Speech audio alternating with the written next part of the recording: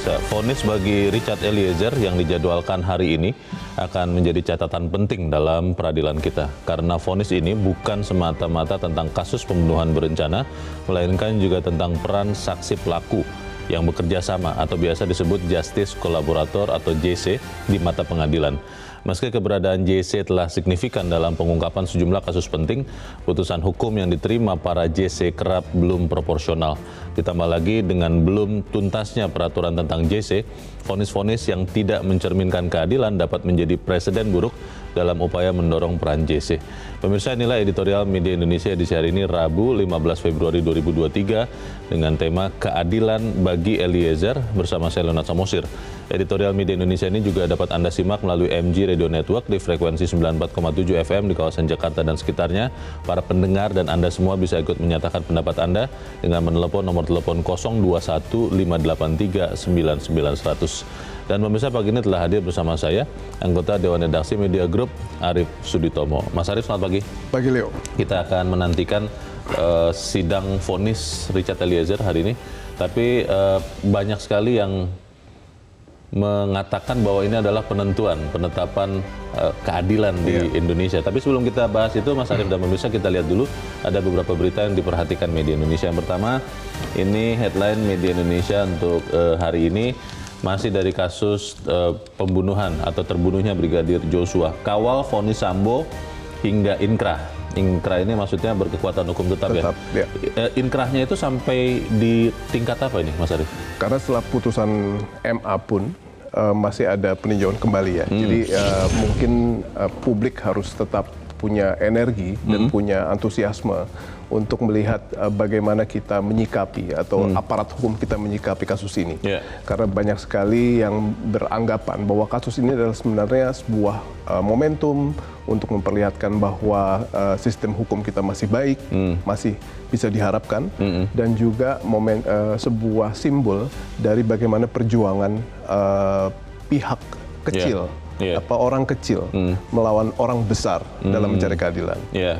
Dan ini banyak orang yang bertanya, ini berapa lama lagi sih kalau memang misalnya ini kemudian banding lalu sampai katakan kasasi? Bisa sangat lama. Bisa sangat lama ya. Tapi justru itu yang pada dasarnya menjadi ujian buat kita semua, seluruh elemen masyarakat termasuk media, untuk sama-sama memantau dan memperlihatkan bahwa keadilan tetap harus bisa ditegakkan.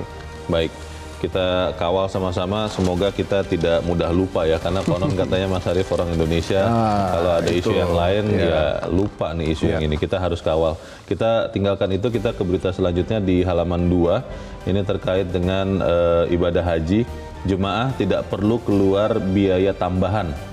Ini turun ya akhirnya BPIH-nya ya, Mas Arief ya? Dibanding dengan apa yang dipropos pertama, memang turun. Tetapi salah satu hal yang mungkin kita harus kejar terus adalah bagaimana logika dari penghematan yang membuat penurunan itu terjadi. Kita apresiasi bahwa itu turun, tapi kalau misalnya ternyata itu bisa turun jauh lebih rendah lagi, itu merupakan salah satu hal yang mungkin harus menjadi wacana publik ya.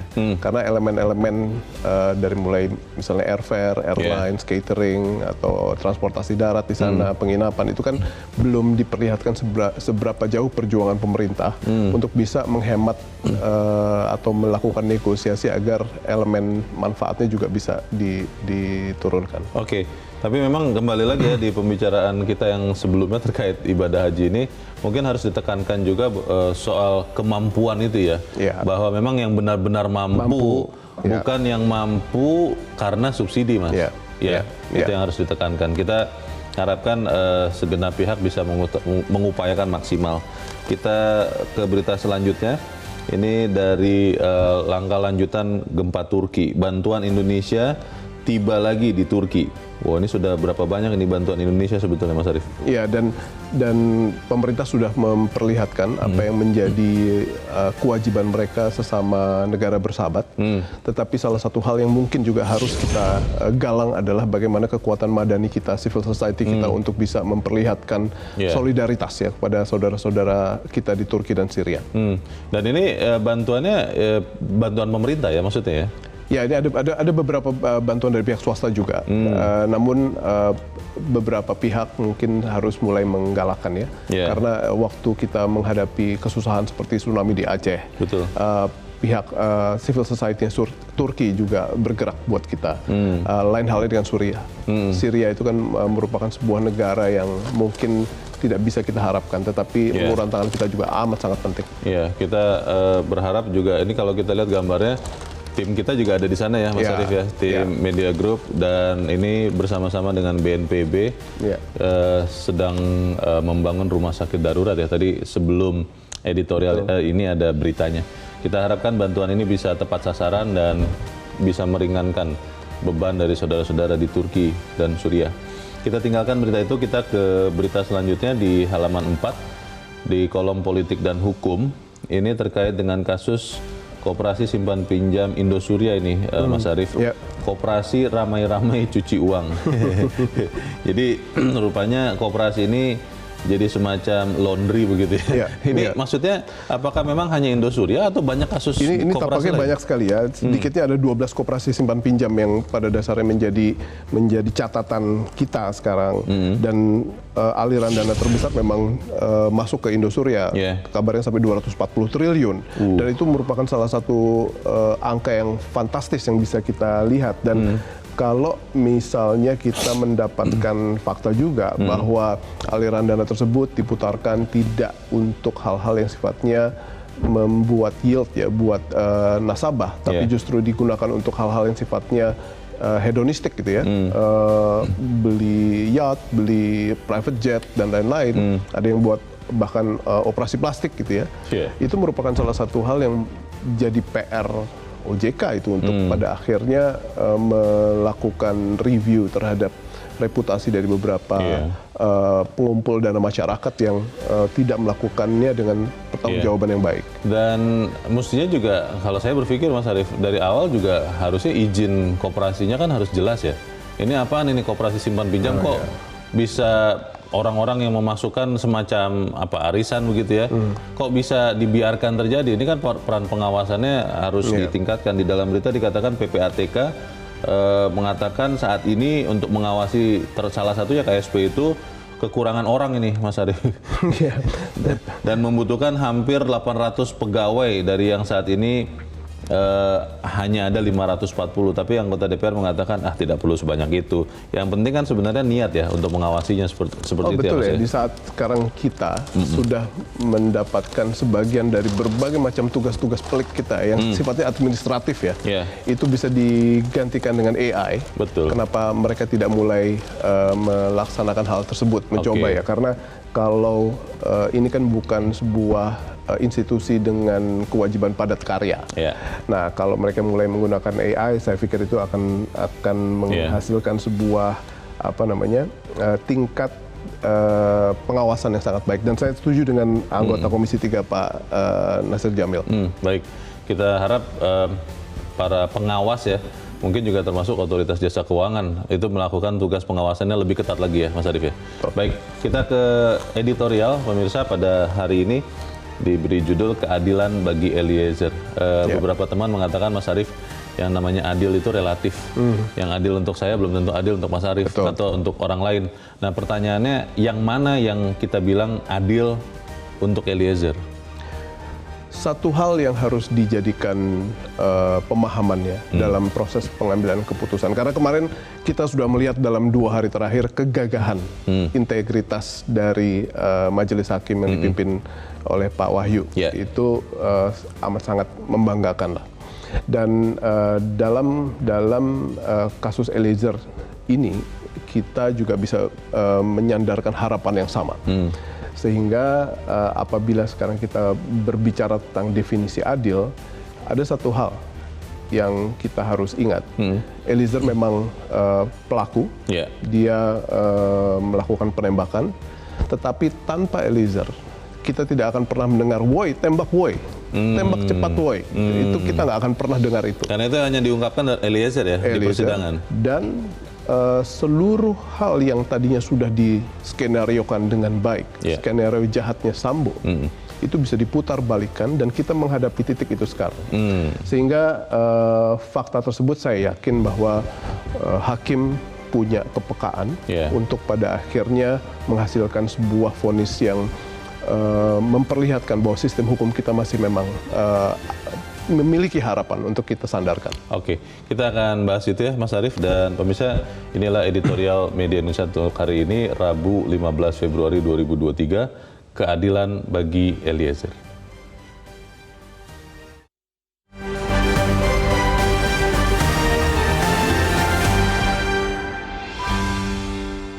Keadilan bagi Eliezer.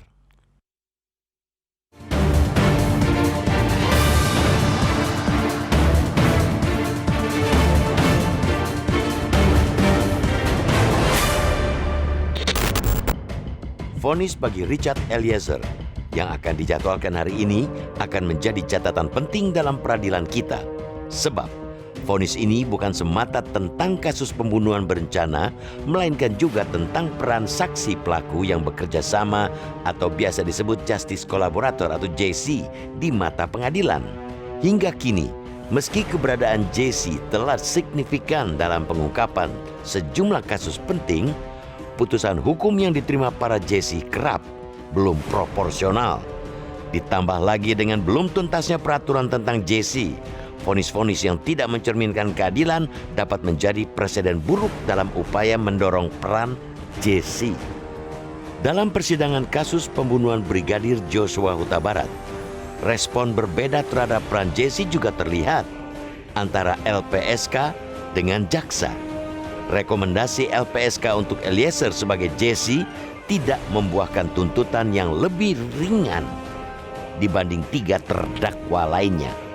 Pada 18 Januari 2023, jaksa menuntut Eliezer 12 tahun penjara. Tuntutan Eliezer hanya lebih ringan dari tuntutan terhadap otak pembunuhan mantan Kadif Propam Ferdi Sambo, yakni 20 tahun penjara.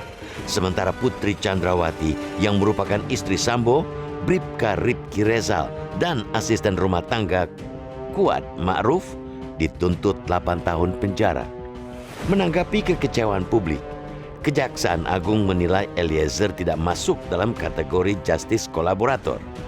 Kejaksaan Agung mengacu pada kategori tindak pidana dalam pasal 28 ayat 2 huruf A Undang-Undang Republik Indonesia Nomor 31 tahun 2014 tentang perlindungan saksi dan korban, dan Surat Edaran Mahkamah Agung Nomor 4 tahun 2011. Tindak pidana tertentu yang tersebut dalam 2 aturan itu adalah pidana pelanggaran HAM berat, korupsi, pencucian uang, terorisme, perdagangan orang, narkotika, psikotropika, seksual terhadap anak, dan tindak pidana lain yang mengakibatkan posisi saksi dan atau korban dihadapkan pada situasi yang sangat membahayakan jiwanya. Perbedaan pemahaman antara LPSK dengan Kejaksaan Agung tentang pidana yang melibatkan Eliezer menunjukkan masih sangat abu-abunya keberadaan justice collaborator. Semakin disayangkan, KUHP dan KUHAP juga tidak mengatur posisi justice collaborator secara tuntas. Terlebih lagi, keberadaan LPSK masih lemah. Dalam sistem hukum kita, lembaga yang dibentuk tahun 2006 ini belum diakui dalam KUHAP, sehingga rekomendasi yang diberikannya pun lemah, boleh dipatuhi ataupun sebaliknya. Revisi KUHAP memang telah masuk prolegnas prioritas 2023 DPR. Meski begitu, penuntasannya bisa jadi masih jalan panjang. Sebab itu, sekali lagi, upaya mendorong peran justice collaborator dalam pengungkapan kasus-kasus di Indonesia bergantung pada kejelian masing-masing penegak hukum terkait posisi Eliezer dari 4 pilar penegak hukum. Kejelian kini tinggal disandarkan pada hakim. 3 pilar lainnya yakni polisi, jaksa, dan advokat telah tunai tugas.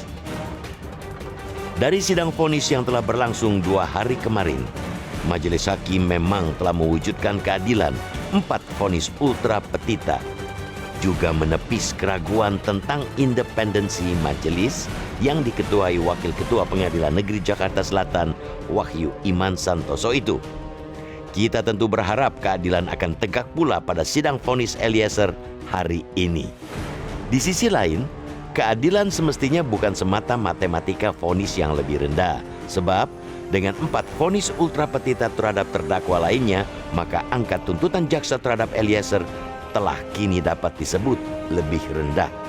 Namun, kita mendorong majelis hakim tidak terpaku pada itu. Majelis hakim harus menjatuhkan vonis yang seadil-adilnya sesuai dengan fakta persidangan dan kemanfaatan justice kolaborator yang telah dijalankan Eliezer. Kemanfaatan seorang justice kolaborator inilah yang juga ditekankan mantan Hakim Agung Profesor Gayus Lumbun. Pada kasus Tipikor misalnya, justice kolaborator harus berperan maksimal mengembalikan kerugian negara. Maka dalam kasus lainnya, majelis hakim harus juga jeli menilai kemanfaatan itu. Kembali pada Eliezer, meski sebagian pihak menilai pengungkap pertama bukanlah dirinya, melainkan keluarga Brigadir Joshua, kemanfaatannya tetap tidak bisa disepelekan. Pengakuan Eliezer bukan saja mengungkap pembunuhan, melainkan kebobrokan moral banyak perwira polisi. Dari kerjasamanya pula, perubahan dalam tubuh Polri setidaknya untuk divisi Propam telah terjadi. Tidak hanya itu, terbukanya kasus ini memaksa Polri untuk mengakui adanya penyalahgunaan wewenang yang luas dan sangat berbahaya. Penyalahgunaan itu membunuh profesionalisme dan integritas yang semestinya dijunjung polisi. Seluruh hal inilah yang harus juga menjadi pertimbangan untuk tegaknya keadilan bagi seorang justice kolaborator di dalam lingkungan kepolisian.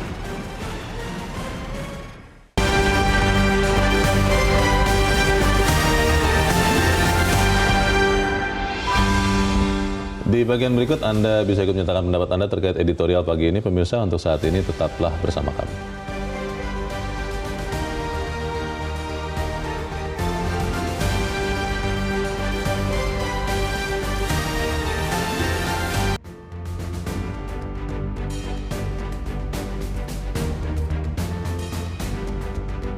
Terima kasih pemirsa, Anda masih bersama kami di Editorial Media Indonesia dan kita akan berbincang dulu. Mas Arief, kita sudah tersambung lewat saluran telepon dengan Ketua Lembaga Pelindungan Saksi dan Korban LPSK, Hasto Atmojo Suroyo. Pak Hasto, selamat pagi.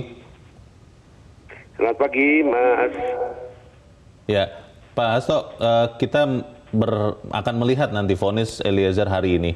Dan banyak orang yang berharap bahwa vonisnya akan lebih ringan daripada tuntutan. Tuntutannya 12 tahun, banyak yang berharap lebih rendah lah dari situ. Tapi pertanyaannya, kalau kemudian hakim misalnya nanti memvonis 12 tahun, itu kan jatuhnya jadi paling ringan, Pak, dari 5 terdakwa. Itu sudah memenuhi harapan LPSK belum? Memenuhi norma di dalam undang-undang sih barangkali ya. Karena memang mendapatkan hukuman paling ringan. Tetapi secara substantif itu kami menilai belum memberikan rasa keadilan buat Eliezer yang peranannya sangat sentral sebagai seorang justice collaborator. Karena kasus ini kan terungkap menjadi jelas akar-akarnya ini kan karena peran dia. Dan kemarin di dalam proses pengadilan itu kita lihat baik jaksa maupun hakim itu mempergunakan semua argumen-argumen atau hal-hal yang diungkapkan oleh Eliezer sebagai proses untuk mengungkap ini. Pak Hasto, kalau yang kita simak penjelasan dari Kejaksaan Agung sejak menuntut sampai sekarang tidak berubah. Mereka mengatakan Eliezer bukan justice kolaborator karena dia termasuk pelaku utama, lalu di dalam Undang-Undang Perlindungan Saksi dan Korban dikatakan bahwa justice kolaborator itu bukan pelaku utama. Lalu kemudian juga dikatakan bahwa justice kolaborator itu biasanya ditetapkan pada tindak pidana tertentu yang di dalam penjelasannya tidak mengatur kejahatan pembunuhan. Itu bagaimana, Pak Hasto? Yang terakhir dulu ya, Mas. Ya. Jadi memang disebutkan beberapa jenis tindak pidana, terutama tindak pidana yang organized crime. Betul. Itu bisa difungsikan seorang justice collaborator. Tetapi Ya. di dalam penjelasan itu ditutup dengan dan tindak pidana lain yang ditetapkan oleh LPSK. Oh, Jadi oke. memang ada klausul itu. Yang Oke. kedua, memang dia mendapat hukuman paling ringan. Tetapi saya kira ini juga masih pandangan yang normatif saja. Dia mendapat hukuman paling ringan kalau misalnya tetap 12 tahun. Tetapi Ya. secara substantif itu belum menjawab rasa keadilan yang diharapkan oleh Eliezer. Gitu. Tapi kalau status JC-nya ini sudah pasti ya Pak, karena kalau melihat sikap kejaksaan kan bukan, mereka mengatakan Eliezer bukan justice kolaborator. Itu bagaimana Pak? Waktu pertama kali kita menetapkan justice collaborator, itu kami sebelumnya sudah melakukan koordinasi, Mas. Dengan kejaksaan? Pihak kepolisian sebagai penyidik dan juga kejaksaan. Dan ada Oke. lampu hijau ke arah itu, meskipun itu secara lisan ya. Karena memang yang menetapkan justice collaborator itu kan mestinya hakim.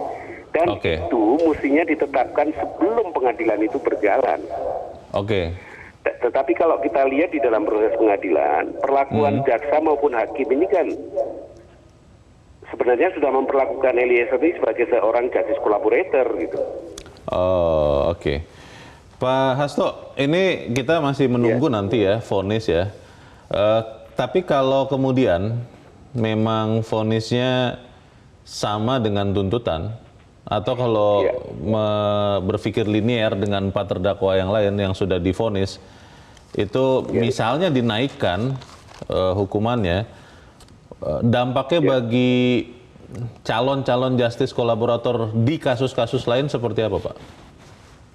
Ya, ini yang saya khawatirkan menjadi sangat besar dampaknya bagi orang-orang yang berniat untuk menjadi justice kolaborator di dalam pengungkapan kasus. Karena sama saja saya jadi justice kolaborator juga tidak mendapatkan keringanan yang signifikan gitu. Tidak ada benefit begitu ya? Keterangan-keterangan yang diberikan oleh Eliezer ini kan sangat signifikan. Oke. Jadi ini memang penentuan bagi keinginan baik pelaku kejahatan yang mungkin dalam perjalanan bertobat dan ingin mengungkapkan kejahatannya, begitu ya Pak Hasto ya? Iya. Baik, kita harapkan nanti benar-benar hakim punya kebijaksanaan, punya keyakinan untuk menegakkan keadilan. Untuk saat ini terima kasih Ketua Lembaga Perlindungan Saksi dan Korban LPSK, Hasto Atmojo Suroyo. Terima kasih Pak Hasto, selamat pagi. Singkat saja Mas Arief, kalau nanti kita melihat vonisnya diperberat juga, kalau berpikir linear ya, karena 4 yang lain kan juga diperberat. Apa itu artinya hakim mengabaikan status justice kolaborator Eliezer? Ya, harus kita lihat ya, dalam hal kita melihat keberanian dan independensi hakim dalam merumuskan vonisnya yang sesuai, amat sangat sesuai dengan kepekaan mereka dalam merumuskan keadilan buat publik. Pak Mahfud bilang mereka sudah menjadi hakim yang sangat gagah. Waktu ada orang-orang Sambo, Putri, Kuat, Riki itu diperberat vonisnya dibandingkan dengan tuntutan jaksa. Kali ini batch yang berikutnya adalah justru kita ingin melihat orang-orang ini diperingan tuntutannya dari tuntutan jaksa. Eliezer ya? Karena kalau kita lihat bagaimana jaksa melihat Putri Chandrawati dan Eliezer itu justru terbalik dibandingkan dengan apa yang disikapi oleh hakim. Dan dalam prakteknya, di mana ultra petita itu keluar untuk 4 orang tersebut, saya kok masih bisa menyimpan sebuah optimisme ya, bahwa dalam merumuskan keadilan dan menjatuhkan vonis yang adil di mata masyarakat, di mata publik, yang dimaksud oleh Pak Mahfud, kegagahan itu pasti masih ada. Masih ada ya? Masih ada. Dan kita masih bisa lihat nanti. Tapi kita akan jeda dahulu sebelum kita lanjutkan kemudian. Mas Arief dan pemirsa tetaplah bersama kami. Editorial Media Indonesia akan kembali seusai Headline News pukul 7 waktu Indonesia Barat.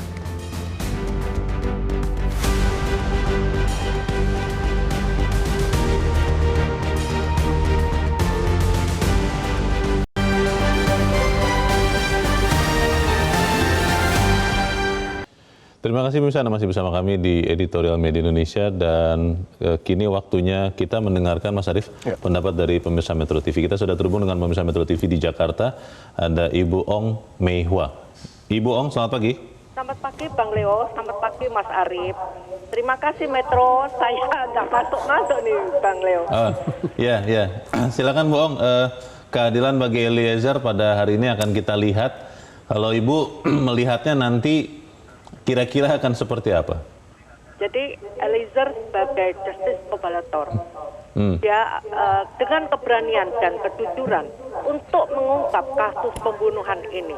Kalau tidak kejujuran Eliezer, keberanian Eliezer sebagai JC, kemungkinan skenario Sambo yang merekayasa kasus tembak-menembak ini tidak terungkap, Bang Leo. Ini adalah keadilan masyarakat dengan adanya Eliezer sebagai JC. Mudah-mudahan nanti majelis hakim akan memutuskan hukuman bagi Eliezer apakah di bawah keempat terdakwa ini atau akan dibebaskan. Kita tunggu Bang Leo.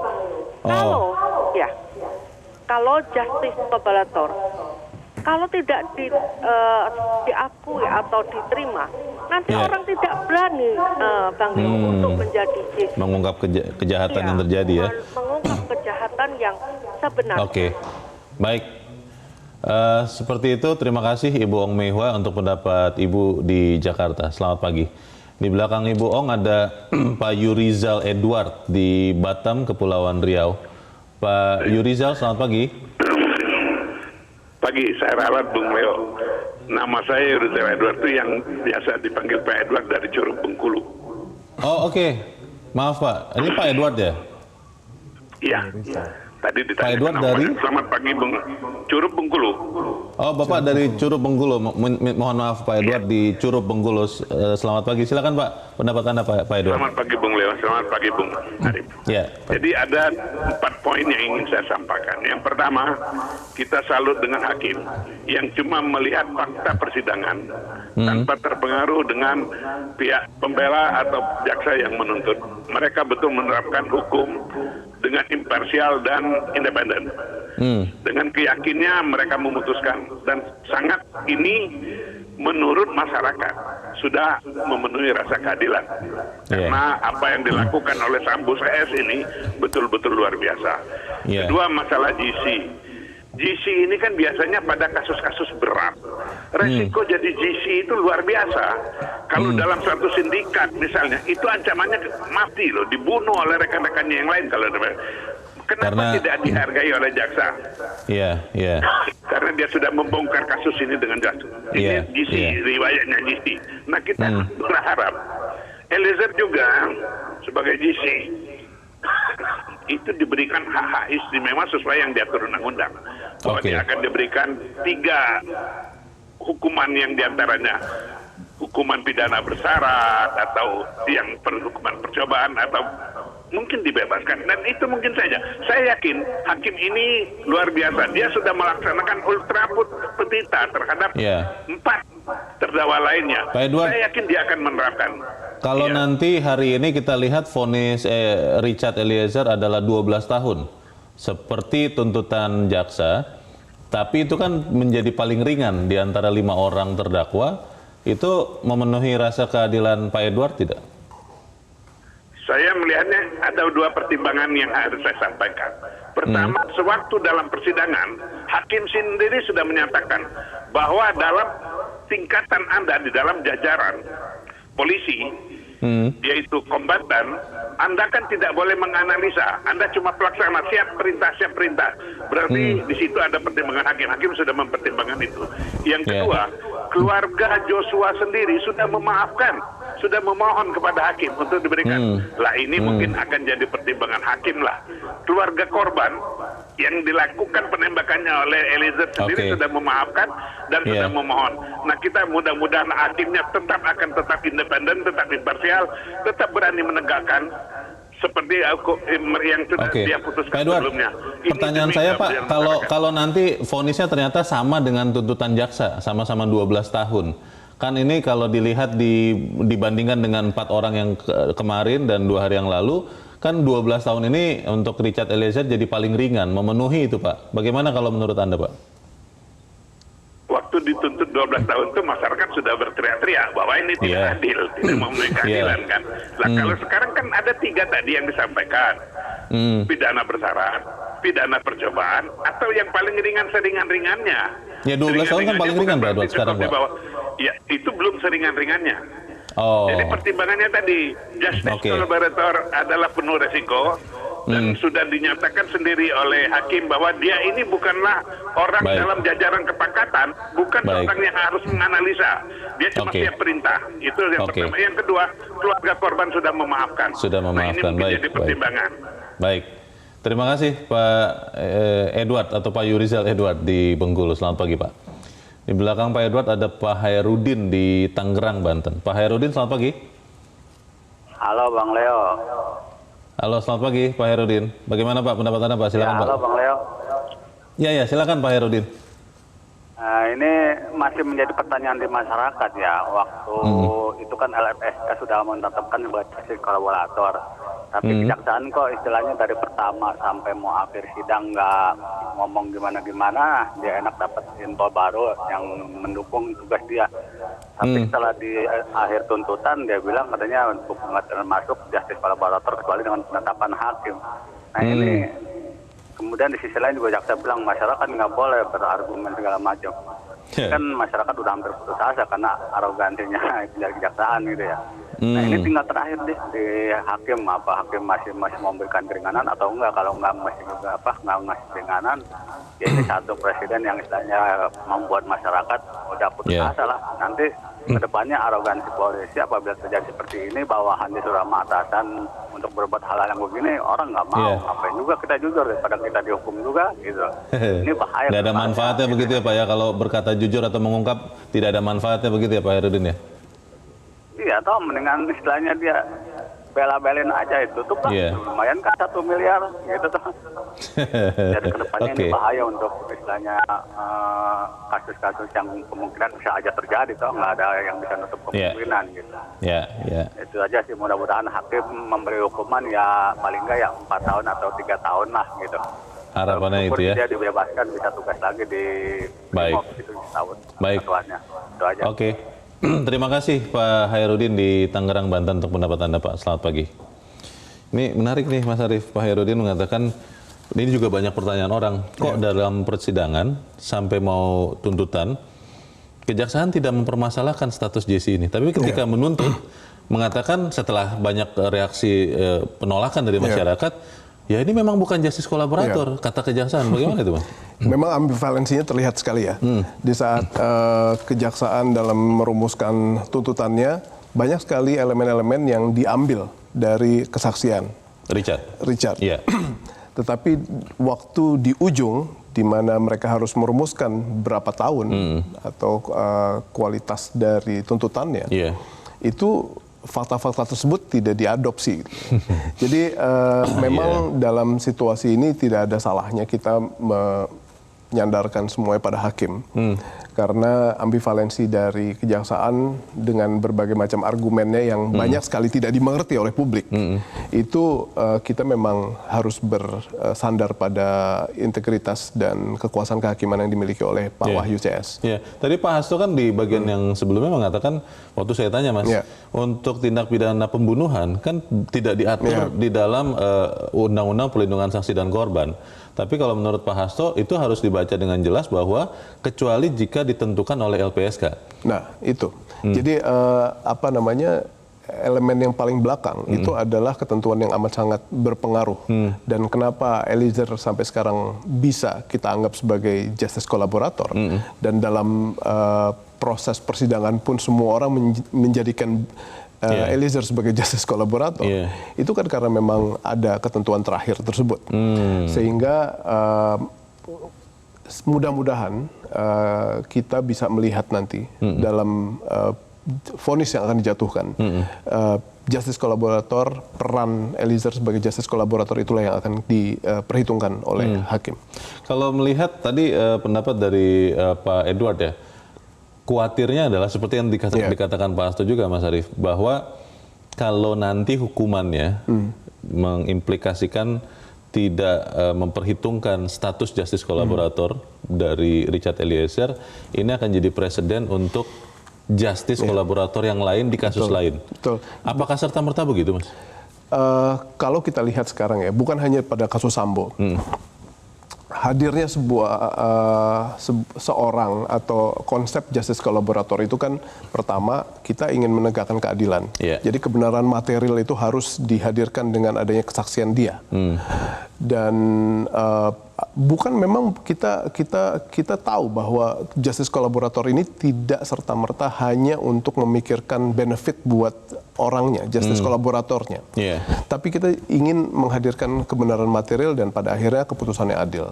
Tetapi untuk mencapai sebuah keputusan yang adil, bahkan kalau dalam hal ini kita melihat loh, kalau tanpa Barada Eliezer ini, kebobrokan yang ada di Propam Polri itu tidak akan pernah terungkap.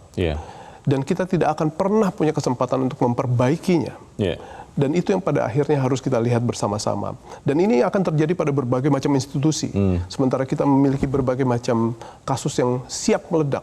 Bukan saja kasus pembunuhan, tapi berbagai macam kasus korupsi. Mega korupsi yang melibatkan penguasa atau pejabat negara. Itu kalau tanpa justice kolaborator saya pikir akan sangat sulit ya untuk bisa diungkap. Kurang lebih seperti itu. Kita berbekal keyakinan pada kegagahan hakim yang tadi Mas Arief katakan dari 4 terdakwa yang lain. Tapi pertanyaannya adalah apakah di terdakwa kelima ini kita akan melihat kegagahan yang sama? Atau jangan-jangan karena mempertimbangkan hubungan atau kelembagaan antara kehakiman dan kejaksaan. Kalau kemudian 5 tuntutan itu tidak ada satupun yang terpenuhi, ya teman saya mengatakan ini tidak bagus, presiden buruk untuk kejaksaan. Apakah demikian? Kita akan bahas di bagian berikut. Mas Arief dan pemirsa tetap bersama kami, Editorial Media Indonesia segera kembali.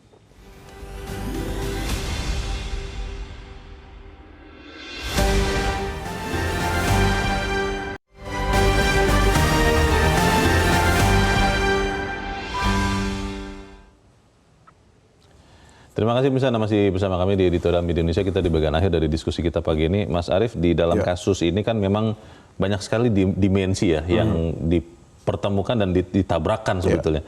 Dan kalau mengacu ke yang dikatakan orang, bahwa kalau kemudian putusan Eliezer ini pun berbeda dengan tuntutan jaksa, artinya 5 tuntutan jaksa untuk 5 terdakwa, 5-5-nya diabaikan oleh hakim.